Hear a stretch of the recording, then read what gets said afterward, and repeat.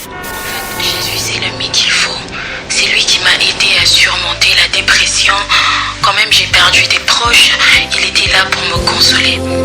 Bonjour à tous, bonjour frères et sœurs, bonjour bien-aimés de Dieu.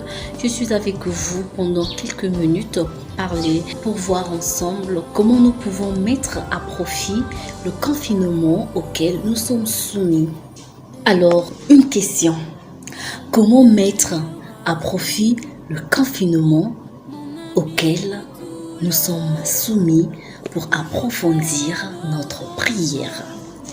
La période de confinement décrétée par les pouvoirs publics pour lutter contre le coronavirus, cette pandémie qui endeuille chaque jour des familles à travers le monde, nous offre un temps de retraite et de prière.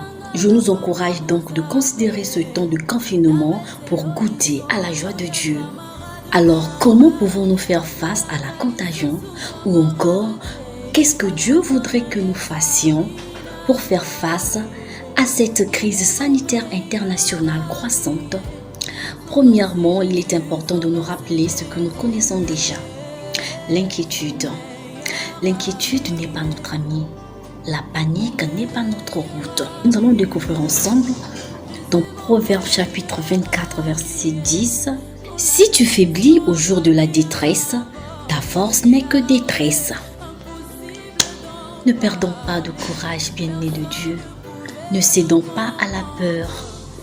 Et le psaume 91 nous dit ceci. Psaume 91, versets 5 à 7. Tu ne craindras ni les terreurs de la nuit, ni la flèche qui vole de jour, ni la peste qui marche dans les ténèbres, ni la contagion qui frappe en plein midi. Que 1000 tombent à ton côté et 10 000 à ta droite, tu ne seras pas atteint. Le verset 10 du psaume 91, bien évidemment. Donc le verset 10 nous dit ceci. Aucun malheur ne t'arrivera, aucun fléau n'approchera de ta tente. Soyons confiants car Dieu est plus proche de nous que l'air que nous respirons. Nous inquiéter au sujet du Covid-19 ou de quoi que ce soit ne fera qu'accroître le trouble. Actuellement, le monde a besoin des gens stables qui sont fortifiés par la grâce de Dieu. Nous pouvons faire face à la peur d'attraper quelque chose ou la peur d'attraper le Covid-19, le corona ou encore le coronavirus, la contagion, en nous attachant fermement non seulement à ce qui est vrai au sujet de Dieu, mais également à certaines vérités fondamentales nous concernant.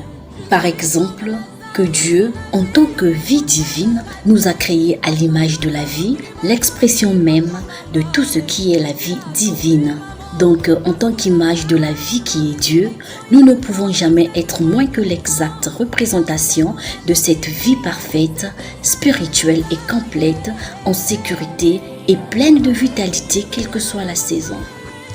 Un état d'esprit calme et chrétien est un meilleur préventif contre la contagion qu'un médicament ou que toute autre méthode possible de guérison, et l'amour parfait qui bannit la crainte est une sûre protection. Il est donc essentiel de ne laisser entrer dans nos pensées que des impressions salutaires pour rester en bonne santé. Faisant allusion à cette transformation mentale, l'apôtre Paul nous dit ceci dans 2 Corinthiens 10, verset 5. Nous renversons les raisonnements de toute hauteur qui s'élèvent contre la connaissance de Dieu et nous amenons toute pensée captive à l'obéissance de Christ. Et Mary Baker est dit dans Chance et Santé, page 391, ligne 35 à 12. La crainte est la source de la maladie et vous maîtrisez la crainte et le péché par l'entendement divin. Il s'ensuit que c'est par l'entendement divin que vous triomphez de la maladie. C'est uniquement lorsque la crainte ou le péché subsiste que la mort peut en résulter. Pour guérir un mal physique, on devrait tenir compte de toute infraction à la loi morale et réfuter l'erreur.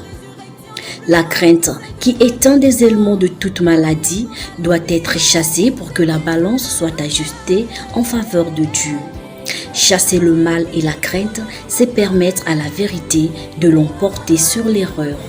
Le seul moyen est de prendre l'offensive contre tout ce qui s'oppose à la sainteté et à l'harmonie de l'homme, l'image de Dieu.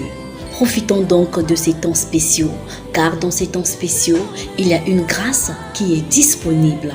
La grâce de Dieu n'est pas limitée, elle n'est pas confinée, au contraire, elle est libérée et relâchée dans nos vies. Et pour terminer, dans Psaume 46, versets 2 à 3, nous lisons ceci. Dieu est pour nous un refuge et un appui, un secours qui ne manque jamais dans la détresse. C'est pourquoi nous sommes sans crainte quand la terre est bouleversée. Nous sommes assis avec Christ au-dessus de toute maladie, au-dessus de toute erreur, au-dessus de toute contagion, au-dessus du Covid-19. Nous avons la victoire avec Christ. En tant que peuple de Dieu, nous devons connaître notre identité spirituelle qui ne renferme aucun élément d'erreur, qui n'est que pure, parfaite et harmonieuse. Restez chez vous, restons chez nous pour prier, pour approfondir notre relation avec Dieu. Lui seul peut te sortir véritablement de n'importe quelle situation compliquée.